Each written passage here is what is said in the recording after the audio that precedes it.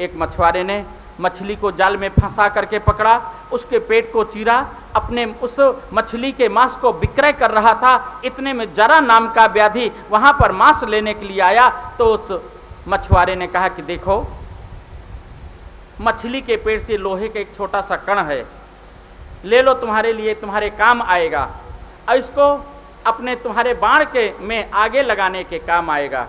ले लिया उसने, और उसने खूब संकर्षण करके उसको अपने बाण के अग्रभाग में लगाया।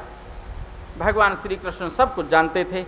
उद्धव जी को भगवान ने कहा कि हे उद्धव, मैं तो अब अपने नित्य धाम को जाने वाला हूँ।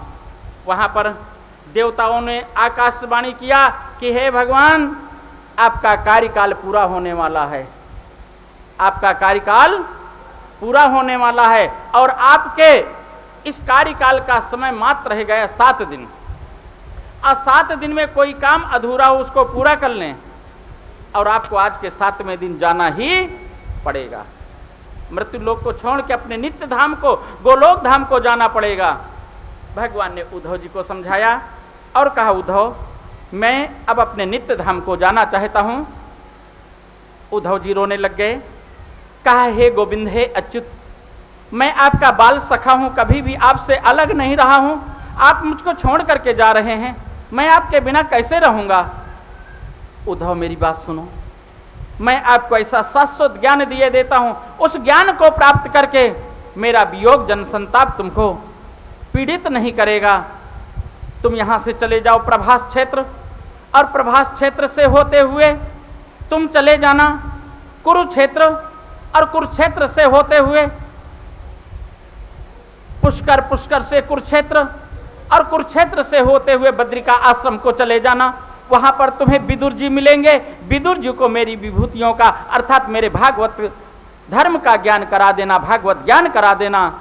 नहीं तो क्या होगा, अगर तुम मेरे साथ चले गए तो मेरी विभूतियों का, मेरे स्वरूप का, मेरे भागवत धर्म का, मेरे भागवत ज्ञान का कोई बताने वाला नहीं मिलेगा, अर्थात जीवों का, कलिकाल के जीवों का कल्याण नहीं हो पाएगा।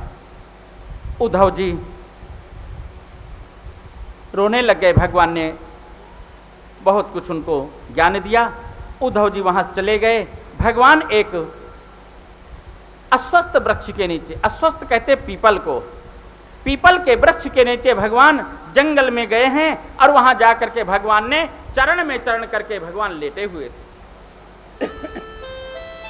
चरण में चरण करके भगवान लेटे हुए थे। भगवान के जो चरण में था पदम, क्या था बोलो ना, भगवान के श्री चरण में पदम था, और पदम एक सूर्य के समान चमक रहा था। जरा नाम का व्याधि पूर्व जन्म में था बाली, पूर्व जन्म में बाली था।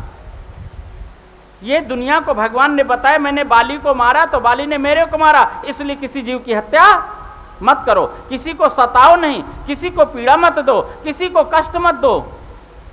वहां पर भगवान जब वहां पर लेटे हुए थे तो जरा नाम का व्याधि ने देखा कि कोई एक बहुत बड़ा कोई जानवर बैठा जिसकी आंख चमक रही है, और वो चमक क्या रहा था, पदम।